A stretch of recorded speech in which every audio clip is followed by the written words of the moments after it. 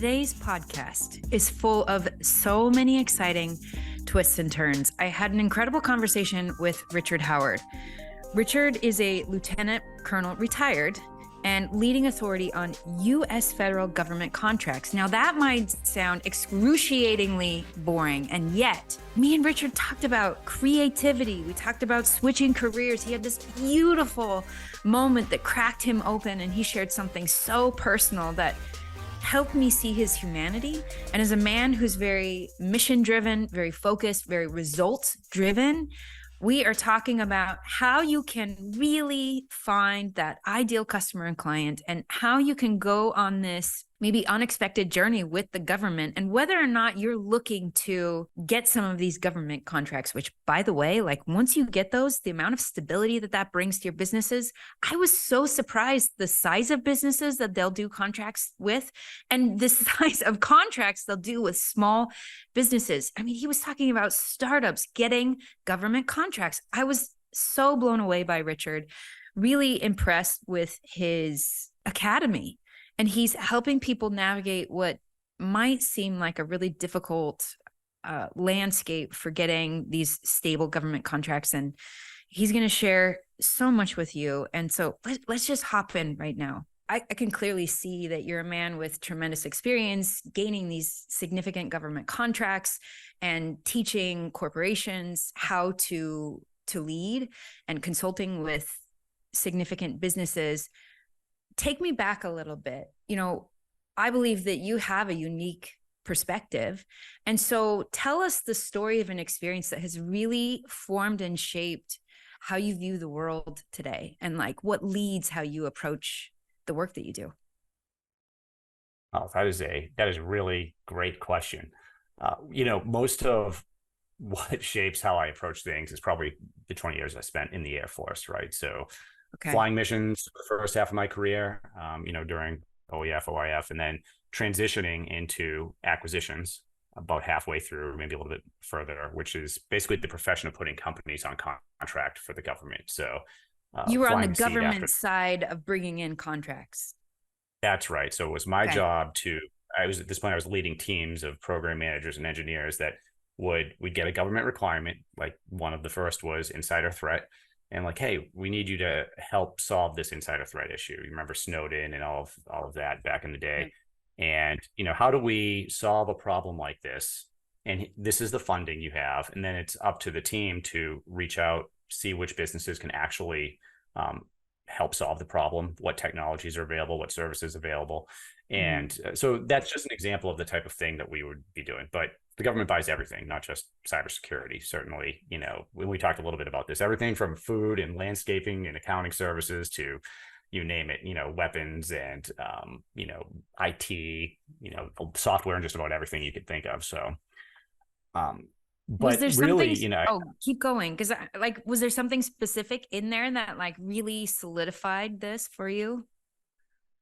I think in that process, when I switched from, and I think this is part of, I guess, unique perspective, is because I was operational flying, I was kind of at the user end of everything that the government buys. And then I switched into the buying end. That gave me a perspective of, first of all, I want to be able to do things a little bit quicker than the government's used to doing them. And I want the right technologies, and I want to put that with the user. So whether it's a tech or service, you want the best, you want it quickly. And you want to, because really at the end of the day, it's helping, whether it's the military service members or government employees, just do their job and make our country safer and better. And so from that perspective, working and seeing that small businesses in particular that I wanted to put on contract didn't even know the government bought what they sold, or just were unaware of the process because it's very complicated.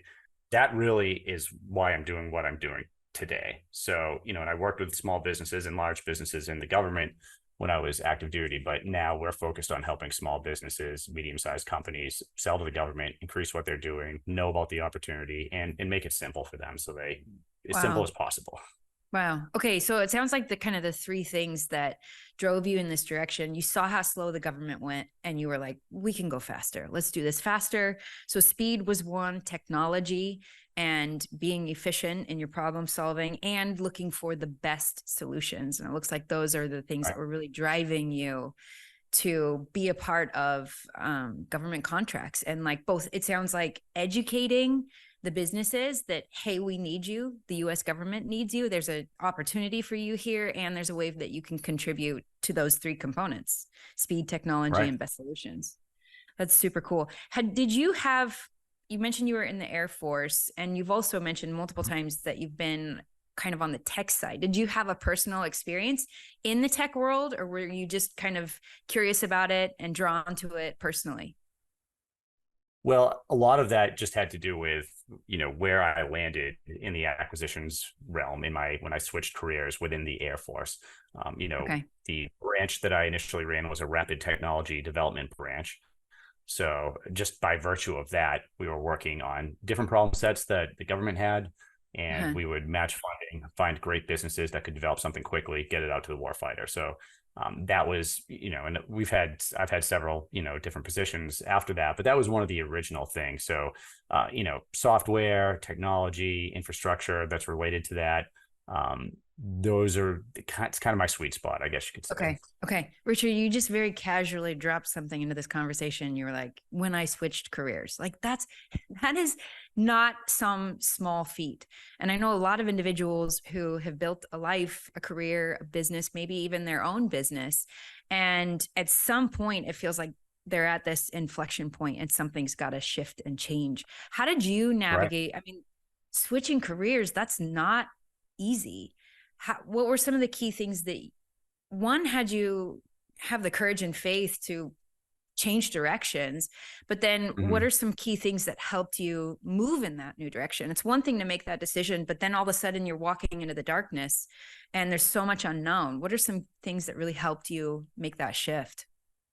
Yeah, so I mean, with this one, it was largely out of my hands, meaning that it was something outside of the military that really drove it. So, my wife and I actually were in Alabama. We were at the Air Command and Staff College. So, that's a master's degree program the Air Force puts its officers through as they're kind of transitioning to senior leadership. And we talked about our kids at the beginning. Well, my youngest son at the time, Mac, he was diagnosed with a rare form of cancer. Wow. What he had was very rare, and it couldn't be treated in Alabama. They kept calling Boston Children's Hospital in Dana-Farber. They specialize in that. It's been a while since I've had to think about it or talk about it. Anyway, Air Force really did me a solid because I knew we had to go to Boston. So we were coming back no matter what. And the Air Force was nice enough to say, hey, look, we don't have a flying base in Massachusetts, but we do have an acquisitions base. That's what drove the career change for me. So Wow. uh, we came to Boston. My son's doing great. I mean, they saved his life. Uh, Wow. so my career was really that was not my primary concern at all. So I would have done anything. So it just so happened that it was uh, it was an interesting career too. I mean, it was something that held my interest and kind of kept me distracted while that Yeah. was going on. And it was also it was a great opportunity for me to work with a great group of officers that I never would have got the chance to work with other than Mhm. maybe seeing them at a conference or something. So the operational military is a lot different than the acquisitions military, which is much more professional. It's much more corporate. You're working with a lot of the big defense companies. You're working with the MIT Lincoln Labs and the MITREs and those type of research agencies, FFRDCs. So yeah, it was interesting. Got to really hopefully make a difference there, and develop some great technologies, get them in the hands of the warfighter, and yeah, and haven't looked back since. So my son's doing great. Switched Mhm. careers. I know that's probably not the angle you thought we were going to take with that question, but Yeah. hey, that's what it You know, is. when I ask a question like that, I'm not trying to lead us in any one direction. I really Yeah. appreciate you being so open and honest. I think sometimes when we're building our business, building our life, we can kind of try and separate all of the parts of us and not not see the connection. And in that moment, Right. that beautiful moment of emotion, I think anybody who's listening, who's facing any sort of questions or difficulty or even inflection point in their own business and life, what's painfully beautiful about what you just shared is how much perspective you had because of where he was at, right? I asked that question switching careers because oftentimes there's tremendous fear for us personally in trying to navigate something like that. And what you just shared is, Katie, like that stuff's not a big deal. And what matters is the people in our life. And what matters is the safety of your son. What matters is getting him the experts that he needs. Switching my career, that was no big deal. And so you just shared beautiful perspective with any and all of us who are navigating those inflection points, who are asking questions and feeling fear or resistance in any one direction. And I think that perspective is important for each of us to understand. So that was a gift. Thank you for sharing that. Yeah.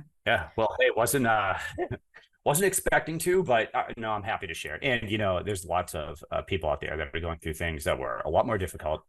But anyone can reach out to me if they have, a son or daughter that, has something like, it was called Langerhans cell histiocytosis. So it is rare. There aren't a lot of those cases. So, happy to take any emails if you have listeners that are experiencing that. Okay. Thank you. That's huge. I mean, and that's the other part of this, navigating a pivot or a shift in your career, that is difficult in itself. And, realizing that we're all human and that we have a life and relationships and family, and it's complex.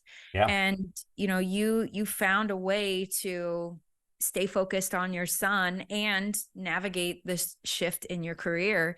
And thank goodness that the government was so understanding and helpful in helping you to make that shift. And so today, what you do is you've got this DoD contract academy, and you're helping people who could be bringing things like you had said, speed, technology, better solutions to the government, but just don't even know that that's an opportunity. And I'm sure it's full of landmines. I'm just guessing here. I mean, and you've been on both sides of it. So tell us why somebody should even consider the government as a potential client. Why should an entrepreneur who has a small team or a small business, why should they even consider going after a government contract? Yeah, it's a good question. And, when you look at the statistics, and what's great about federal contracting, because there are drawbacks, but what's really nice about it is that almost every purchase the government makes is publicly available information. So we can look at what the government's buying with amazing clarity and kind of reverse engineer what we want to do. But the US government, is the single biggest purchaser of goods and services in the world. And hello, can we pause there? That's significant. It is single biggest purchaser in the world. In the world. And we can see exactly what they're buying, and they're required to make purchases from small businesses. So roughly 23% of federal purchasing is going to be for small business contracts. How do they define small business?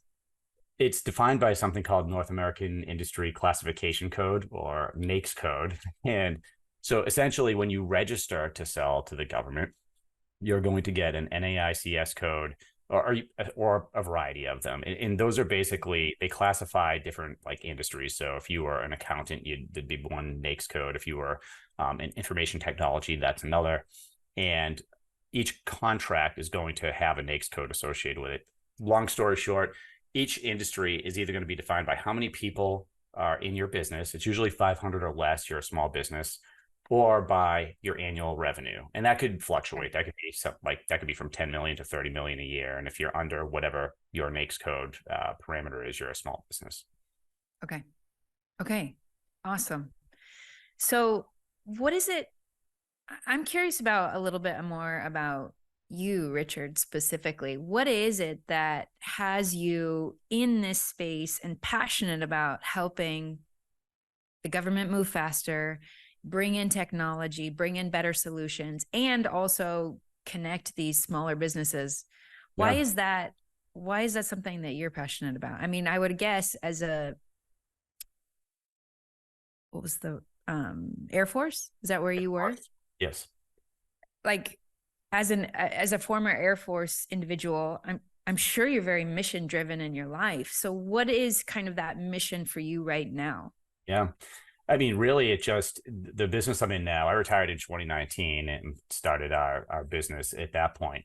And the reason I'm still in defense and government contracting is probably I gained a passion for that while I was leading there towards the end of my career, and I could see what a difference it made when you had businesses that had a great solution, whether it's a technology, whether it's services that they're providing. I could see how that made an impact. And I could see the need too, and the struggle. And that's something that, really stuck with me. And I knew that I could help the businesses, and I knew in turn I could help the country and continue what I was doing, maybe in a different capacity, if this is the type of business that I got into. And so, yeah, I'm very passionate about it. I am mission driven, and, we're, always launching new courses and software tools we could talk about later that we just launched for CRM and pipelining. But those are the type of things that are, I think, resonating with a lot of the companies that are trying to sell, trying to refine what they're doing, and really understand that process. Speaking of process, I would assume there's a very specific process when it comes to getting a government contract, and there's probably many hoops to jump through and lots of forms to fill out. What are some of kind of the beginning starting points for that person who does have a good solution and better technology to connect with the departments in the government that are needing that Yeah. help? Well, let's start with the number one mistake I would say companies make when they first start thinking about this, because, you register your business to sell to the government, and you do that in a website called sam.gov. It's a government website. But, you see government solicitations come out, and you might see something perfect for your business and write a proposal and send it in, and you don't win. And you might do that 10 times and not win each time. And, the first thing is companies don't understand that in government procurement, you really need to start 3 months, 6 months before that solicitation comes out. And there are ways to find those opportunities, because now you're in a phase where you can talk to the government, you can have meetings with them, you can talk about your solution, and you can inform how the government defines the requirements that are in a solicitation, so they could actually benefit you or turn into a sole source uncompeted contract for your business if you have a unique technology. So the first thing is we want to know, does the government buy what you sell? Which we can see, it's all publicly available information. So Okay. you might see that, the government spends $4 billion every 2 years on whatever service you provide. And you can keep going down. You can see how much they spend on small businesses. So maybe you see $1 billion of that's on small businesses. And then you can look at, hey, I have a service disabled veteran owned small business. How much goes to them? And you see, oh, it's $400 million a year. And you can see the exact offices. So you make sure they buy what you sell. You can look at the offices that buy what you sell. And now we're just going to identify opportunities early enough that we can develop those relationships and win the contracts down the road. There's a lot of steps I left off, but that's the general strategy that we take with our clients. Sure. I'm sure there's a lot of people who start down that road, and yet some people never get chosen and some do, right? Everyone's jumping through the hoops. Some get chosen, some do. What is it that people who do get chosen, what are they doing that the others are not doing? They are meeting with the government. They're developing those relationships. They're going face to face, developing Zoom meetings. They're aware of the fact that there is a process for working with the government before a solicitation comes out. And they're really locked in on the process of finding those opportunities and influencing them. You have to have a great service or solution. The government's, not stupid. So they're going to do their homework. So if you don't have something that's great, you probably shouldn't bother. But if you have something that's great, it's great. Now it's just knowing that, just like anything else, there is a process, understanding the process and sticking with it. Because selling to the government is by and large long-term, right? So that's one of the drawbacks. It does take the government some time to put somebody on contract. But once you are on contract, it can be very lucrative and stable. So it's a different revenue stream than your commercial revenue stream. So as the economy fluctuates, and this is another reason to look at government contracting, you might see a dip in your commercial sales. But the government, once you're on contract with the government pays. So you're going to get that paycheck from the government. And that has helped a lot of companies become not small businesses, right? Large businesses, those government contracts. So not to mention Okay. if you want to sell your business. Okay. Even though the government is stable and those contracts can stay strong for a long amount of time, the individuals are constantly fluctuating. And in my first business of physical products, sometimes we would be working on getting a big contract with a major retailer, Mm-hmm. making a lot of progress, developing that relationship. And then all of a sudden, that individual that I've been developing a relationship has now been moved. And all progress, everything that we've been doing so far, even if they've made promises and commitments to me, it literally gets thrown out the window Yeah. and you're back at square one. Does that sort of thing happen here in government contracts? Like, do you see that with Yeah. individuals? It sure does. Just like maybe even more so, especially with the Really? military, because in the military, you move in every 3 to 4 years, right? So Yeah. if you have a military point of contact, that person's going to move around. But the one of the differences is that your past performance with the federal government does not go away. That's you have a clear history, and you can name Okay. any company selling to the government, and I could show you every single contract they have in about 30 seconds. So even though someone may move, the the benefits are it takes a team of people on the government side to put you on contract. So although that may frustrate you at some points, that one person that leaves, there's going to be a bunch of other people in the office that still are aware of your company. And even if there weren't, your past performance, you can go after an opportunity and show them, look, I've been on contract with your agency for the past 10 years, and here are the contracts I won. We have a history, it depends on what you're doing, but, whether you have a security clearances or, certain, things in place, certifications that will, make your product or service, something the government wants. You also have that past performance. So at least Yeah. that does go along with your business, whether or not the POC is there. Yeah. I know you said there's a website where you can see kind of the needs and see what kinds of contracts they're making.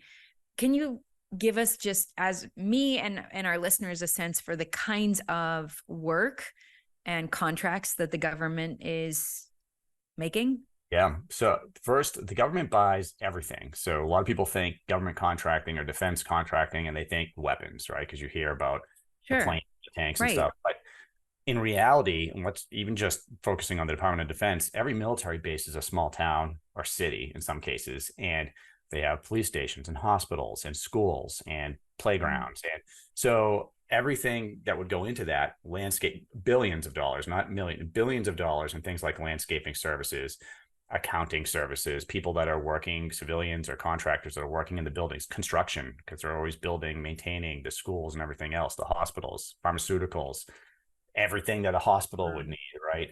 Clothes and food that the military are using and buying. And then all the software solutions that any business would need, the government uses, HR tools, right? All the AI things that are coming out now, are starting to get incorporated with what the government's doing. So training is a huge, training for everything.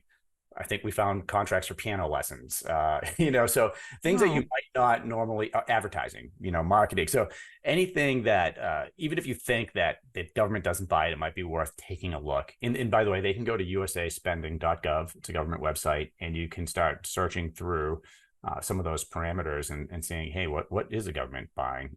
Are they buying what I sell? Or maybe, hey, maybe there's something that I could sell to the government. You could check it out and see how much is being spent each year. Probably be Yeah. surprised. Yeah. I mean, once you get one of these contracts, and like you said, you have to actually have a good solution.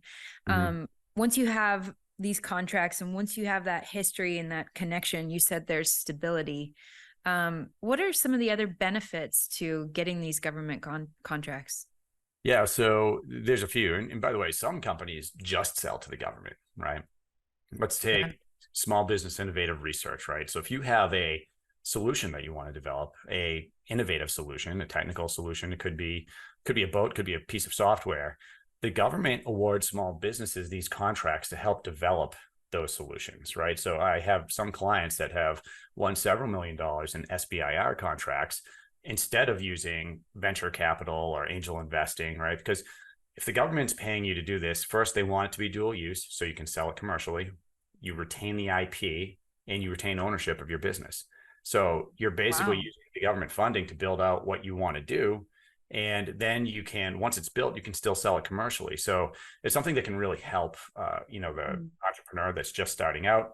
It can help the company that's been in business for a while, that's thinking of selling, because nothing really increases the valuation of your business like government contracts. You have multi-year government contracts. Now you're talking about something that's stable, that an investor or somebody that wants to buy your business can count on. So those are just two examples of some great reasons to think about government contracting. Quick question for you. What would happen in your business and life if you could show up powerfully? As a coach to high-performing entrepreneurs, I help intelligent people like you do just that. And if you want to be inspired by people who are getting more done in 90 days than most people do all year, I'm going to invite you to go check out my case studies. The website is now.katierichardsson.com/case study.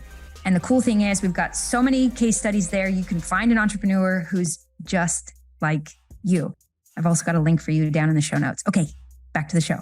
Yeah, that's super interesting. But to your point, like it can take a while to get that contract. So you have to have enough business that you have the runway to get the contract so that you can continue to invest in and develop and build your company.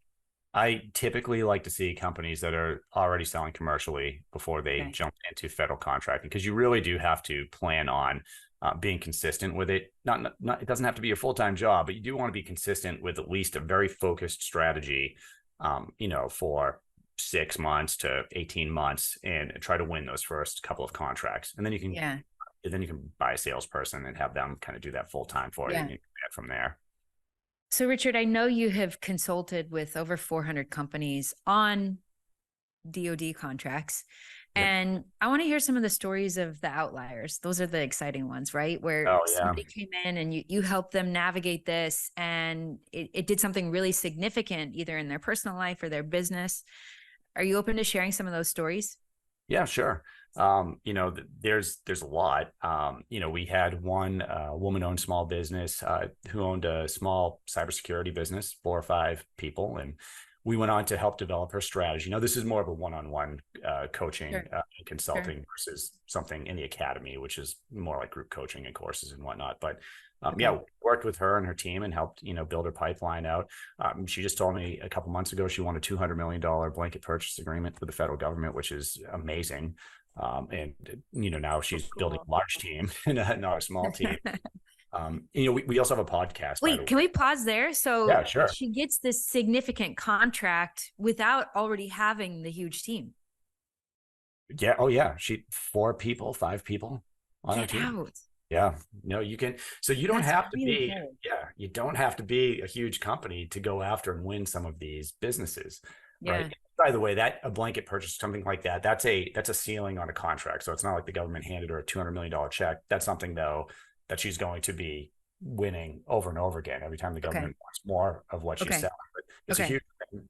And it is could be a life-changing experience for her business. So I'm so curious about this, because a lot of times, whether it's an investor or potential customer or client, they won't move forward with you because you haven't done it yet, right? You haven't done the thing. And yet she's getting this contract, and clearly she's pretty small and has the potential to, so what was it that they saw in her that gave them the confidence to move forward and give her that contract? Yeah. So there's a few things, right? One is that, she started off small. So there's a lot of different ways to sell to the government. And that's one of the reasons we could talk about it or not, but we rolled out the CRM and pipelining tool at govclose.com because it outlines the steps based on strategies, right? So for instance, if I'm a subcontractor, I might have 20 steps that I need to take from identifying the opportunity to actually closing it. And that's going to vary a lot from if I'm an integrator, or, if maybe I'm using a set aside, like a woman-owned small business or 8A to sell to the government, or a GSA contract. With her, very much the same. She started off as a subcontractor. So she's building past performance on smaller contracts and doing well. And so she has a proven past performance. And then it's just using one of those strategies to say, hey, we haven't looked at this yet. We haven't looked at going after something like a blanket purchase agreement or one of these larger contracting vehicles. Why don't we try that? And then find it early, influence, teaming partners, go in and win it. And that's what did it. That makes a lot of And sense. she's great. Yeah, that makes a lot of sense. Like when I go back to my, what I can at least relate to, which is my physical products world and negotiating big contracts with major retailers, they almost never say, hey, let's put you in 5,000 stores tomorrow. Right. It's usually, let's test 100. And so for her, that was subcontracts and Right. proving herself and then showing her worth and value, and then putting together a proposal that like, hey, let's scale this up. Yeah. And with her and with a lot of our clients, and anyone listening can do it on their own, is, you can build up your credibility. You might not have the past performance you want initially, but because we can see the companies that are selling to the government, we can find the right one to partner with. So that's something you can do. And on a lot of different projects, you can partner with different businesses that have the past performance you need, that do something maybe a little bit different. Now you're making a much stronger proposal to the government. I mean, I see the same model when it comes to getting press and media. It's very rare that you just all of a sudden get national press for your products or your services. But if you can prove yourself on a smaller regional, local scale, then the bigger networks will take a chance on you, right? And publish you. Or I've been really fortunate to get a lot of media, and that's always been the model: is can you prove yourself in the smaller realm, and then therefore they'll give you a chance on a bigger level. I'm curious about your structure of the DoD Contract Academy. You talked about one-on-one coaching and group coaching. What's kind of your format? There's a lot of people who listen who have some sort of coaching or consulting business. So how do you guys structure that? When you say how do we structure it, do you mean from how do we run the business, or more what kind of services and products are we providing to people? Just so I know how to answer your question. Yeah. I mean, all of it, but like immediately I'm asking myself, like, how often are you meeting with these people and under what format, and what's the interaction, and are they watching videos? Are you giving them homework? Those kinds of things. Yeah, it's evolved over time. When I first started, it was one-on-one, and it was a little bit higher end, not like super high end, but still working with, medium, small businesses. But that's where I would work with them and develop their strategy for them, and maybe work with them, maybe one meeting every 2 weeks or one meeting every week, depending.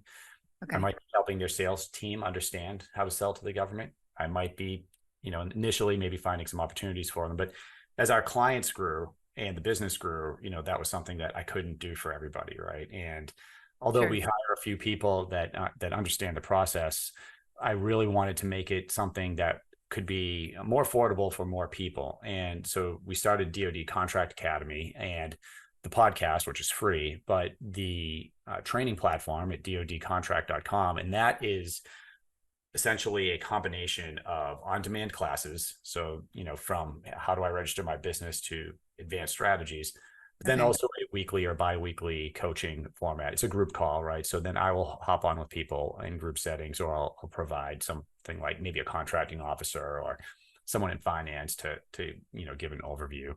So that's dodcontract.com. But recently, now this is kind of the next step, is I wanted to make it even more clear for everybody and make sure that they're not overwhelmed, not confused. So we launched GovClose and paired it with the Academy. So now you can go into, and by the way, the reason I did this is you've probably used some type of customer relationship management software like Salesforce or HubSpot. And I spent, with all of those clients we were talking about, one of the things I spent a lot of time on is I would have to take whatever they were using and edit it and add like all of the steps, because it's not, you can't just, most of them say something like, opportunity or lead, and maybe it's a stronger lead, and, then it just magically turns into a closed contract. Well, I wanted to make sure that their team knew, hey, no, first we find it, and this is the tool we're using. Then we're going to influence the opportunity, a go, no go decision, develop a teaming, all the different things that we need to. And then specific steps for, depending on the company, they might have to do something a little different.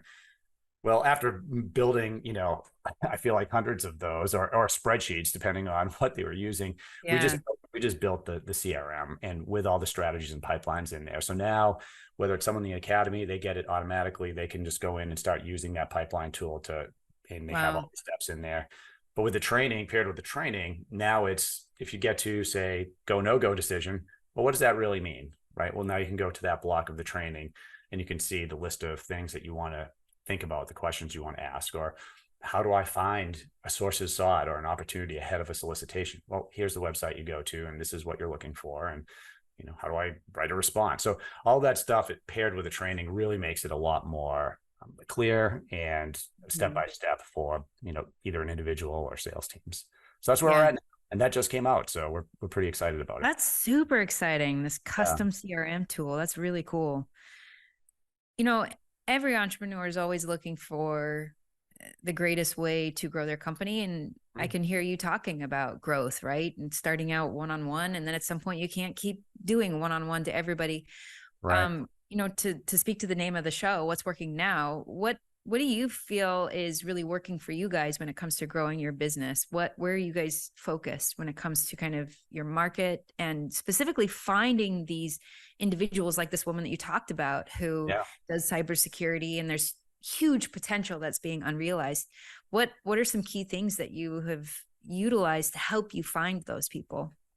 Well, I feel like I have thrown everything against the wall that you can. Sure. There's a few areas I haven't exploited yet, but our podcast actually drives a lot of that traffic, to include the small business that we talked about, the women-owned small business. They heard us on the podcast and reached out. That's cool. Yeah, and of course, like, it is cool, and it wasn't like that in the beginning, but take some time. But for us, it slowly started building up, and it is nice to have people reach out that really are interested in having someone help them out and sell to the government. We're glad to do so. Now, I've had sales teams, I've hired outbound sales teams. Of course we have an email list. People can come on the site and leave their email and subscribe to our information and whatnot. So email is always great, because especially if they've subscribed to your website or they want to know more about you, and you're getting, with maybe not every day, but hitting them up every now and then, once a week or something with what's going on. We have new podcast release, and, by the way, DoD Contract Academy, if you're interested. And so we get members that way as well. And those are probably the two biggest things: podcast and email marketing. Okay. I love it.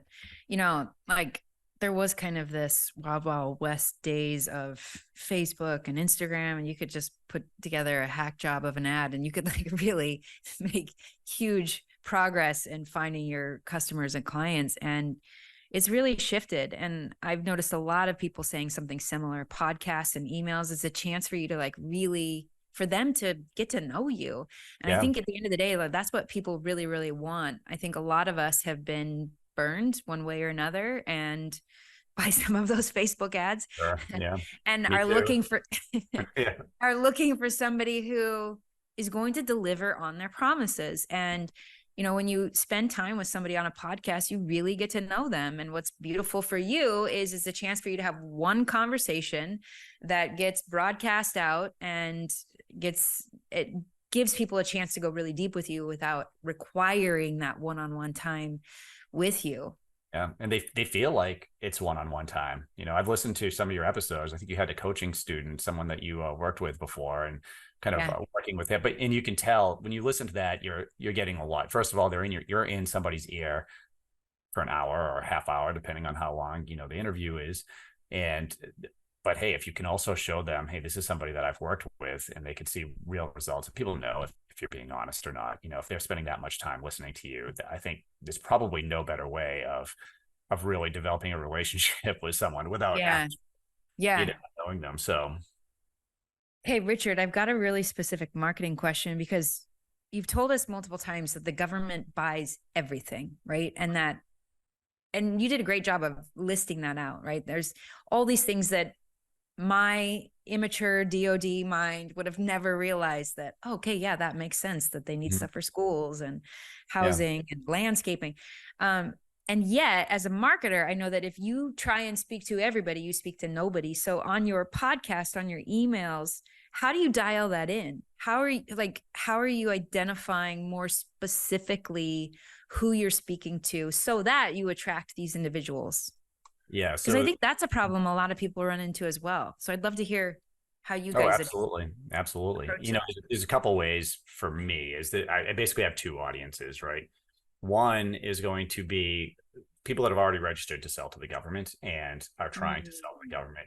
And so the way I'm reaching them is, they're searching for podcasts and they're searching for, information. So a lot of times they find me, and I develop my email list from them kind of reaching out and subscribing and whatnot. And to a certain extent, advertising, I'll do some of that. I've never had a huge success with, Facebook or Google, but it has driven traffic.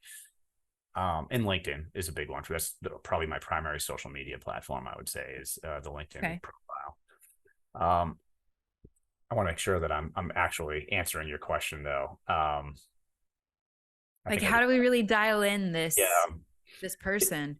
You're right, because if you put, like, let's take Google ads or Facebook ads, right? If I just put an ad out there for government contracting, well, that's going to fall on a lot of deaf ears, right? Anybody that's not trying to sell something or thinking about it immediately, I've just wasted, my money. So with something like that, I need to know, and I do, because I've been doing this, and anybody, that is been in sales, and especially if you have an online platform, you can start dialing in your demographic. Is it, the split between women and men, the age difference, and that's some things that you can target on Google. You can target business owners. You can, and that's just the advertising piece, which isn't even, it might not have been exactly what your question was going to, but with the podcast and my website, that is hyper focused and hyper specific, like as clear as possible. Small business, entrepreneur, selling to the government, we can help you. And so if you're not that, you're probably not going to listen to the podcast or, check out the website. Yeah. I think before I'd asked the question, I think I was making the assumption that you were going to have to try and convince people of government contracts. And what you're telling me is these people already know they want the government contracts, and they're looking for somebody to guide them through that process. That's the first audience, right? The other part of that question is much more difficult, and it is. Yeah, typically what I have to do when I'm doing that. So I mentioned I've had an outbound sales team, and they'll come on and off depending, but I will pick a specific profession, right? So it could be accountants, it could be, cybersecurity businesses making between X number of dollars a year, right? So I know they're in business, I know they're they have a team. So now making them aware of the opportunity, it's more work. So they're almost always interested. So usually when I turn that on, I'm on calls, or my team's on calls nonstop. And it's just, this is the opportunity. And then they're surprised to hear, a lot of what we just talked about. And from there, it could take, just the timeline of going on contract with somebody could take a couple months as they start thinking about it and getting prepared for it, and then doing their research and going. Okay. That was super insightful as well, because it's not like the podcast itself has one audience. What I'm hearing you say is, like, each episode can be really niched down into a very specific skill set or area of expertise. Yeah, we have people on as well. So either it's me on there talking about specific strategies, or interviewing somebody in this space that does it really well, or just the entrepreneur or business owner themselves. And there you get some of the stories like we talked about. Like, we had a great individual that was, he was a New York university film student who ended up doing a lot of the drone footage for Fast and the Furious movies. He's out in Hollywood doing all that. And then decides, you know what? I think that my technology could be used for the military. So he starts going after, it's crazy. I'm just like, and this guy, no one in the government, in the military, in his family, not even elect, just decided to start doing it and start going after those SBIR contracts. He starts winning millions of dollars in government funding to help develop his solution, which is now being used by the Department of Defense. It's really a crazy story. And it's inspiring listening to some of those. Yeah, that's super cool. Richard, this has been really fascinating. And I think, for everybody who's listening, maybe there are certainly people in the audience who are like, okay, I've got to go listen to Richard's podcast. Like, I need to be searching out government contracts. And I think also, even if someone's not searching out government contracts, like, you've taught us a lot about problem, solution, identifying your individuals, speaking to them very specifically, even working with experts to help you navigate getting the contract, AKA the stability that you need to grow and develop your business. I think one of the things that was really fascinating to me was this whole idea that you could like even be a startup and start getting contracts. And that's a good way to even fund the growth of your business, which that was like really mind blowing to even conceive of that. I want to ask you a few rapid fire questions. You open All right, that? let's do it. What is something that you do consistently every day in your life? I work out every day, running or weights every single day. If I can do a cold plunge with that, then I'll do that too. Oh, nice. I Yeah. love it. I love it. Yeah. What's a book that you find yourself either gifting or revisiting? It sits there on your nightstand. You open it up frequently. What book is that for you? There's a lot. There are a lot of those books. And they change. They're not necessarily, sometimes it's a business book. Business Made Simple is one of them that I'll read a lot. I believe there's a podcast associated with that as well. Rick Rubin just did one on art. I don't know if you're familiar. He's like the producer of the Beastie Boys, all this crazy music. Yeah. He did one on art, which is just amazing. I find myself talking about that one. I think it's called The Creative Act, but over and over again, because it's just, applying simple things that you wouldn't think about to what you're doing. Like even, hey, maybe I'm writing a government proposal.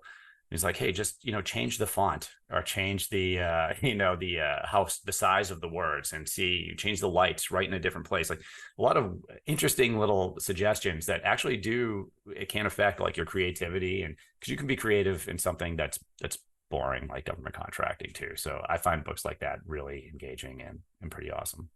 Richard, that's super fascinating. I feel like we need to go deep there. Creative act for the guy who's helping people get government contracts. Like that's so counter to what I would have expected you to say. But as a product designer myself and a creative myself, I love this. I love this. It's a really cool. Okay. You shared one example. I mean, are there other ways that you bring creativity into your work? Oh, I mean, I geek out about this stuff all the time. I think that even like the email marketing, right? That in itself that's a creative act. Like what subject line is going to engage with my customer and get them to open the email, right? Because we all get a ton of emails. So, you're competing against a lot of other people, but just that is the creative, right? What's the content or how about, what's the offer that I'm going to present? Building this CRM tool with our team was an amazing creative act for us, right? And it's not writing a science fiction novel, but it is like something brand new. It's like, hey, I've never seen a pipeline like this that you could buy. I've never seen these steps. To me, that's awesome. Like I'll stay up till 1 a.m, without coffee, just putting something like that together because it is creative. And the list goes on. Everything an ad on Google can be a creative act. It's all creative. What business are you going to start? What's your niche? All of that. Love it. Love this, Richard. I love it. Can you think of a time where maybe you felt stuck or you were at a difficult crossroads and there was some advice that somebody gave you that helped you navigate that difficulty? There have been several difficult crossroads for me. God, where do I begin? So when I retired, there was one where, I took a break from all this. I didn't start my consulting business right away. Mm-hmm. I was working with my wife's real estate company. So she was doing that. I thought I'd help her for a few months and eventually felt the need to go back and do what I'm doing now. But somebody said something to me because I remember I had a few job offers come in from kind of like the big traditional defense contractors. And eventually they're like, dude, why don't you just start consulting? Like you clearly love this, you understand the space. Why don't you just part-time or just on this project? Like, hey, so it was a couple pieces of advice like that. Hey, this is what you can do and kind of have some of the independence you want and help the types of businesses that you want to do. So I did get a lot of that as I was transitioning. And that's what's sticking out to me right now. Mm-hmm. You were a little bit differently, I guess, is really what they're take it. You don't need the traditional job. Think about it a little bit creatively, right? What can you do differently to help people? So, yeah, I love it. You were very generous to offer your yourself either in DMs or email for anybody who's navigating difficulties like you had navigated with your son and trying to find experts to help you with his cancer. Sure. And we've got an incredible audience here. Is there anything that you're needing our help with in growing your academy or finding these individuals? Yeah. I mean, so getting the word out is always with that group of people that didn't quite know that the government was buying, the types of services or products that they sell, getting that word out, that this can be a lucrative business for you, and you can help the country in the same breath. You can, if you're selling medicine, you can, there's a lot of different things that you can do. So I think getting the word out and letting me know, hey, maybe, the products, some products hit and some don't, right? So are the solutions that we're providing what you're looking for? And if they're not, what are you looking for? What would help you? And, we're always open and we listen when people come to us with that type of information. So. Okay.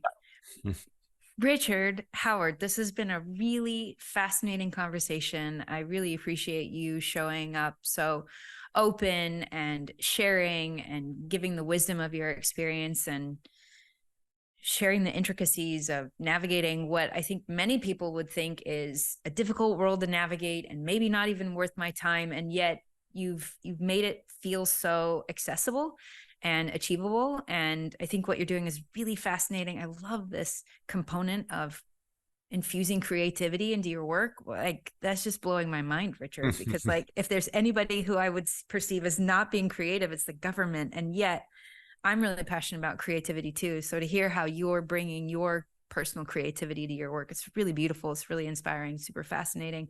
For everybody who's listening and wants to listen to your podcast, what's the name of that podcast? It's called DoD Contract Academy.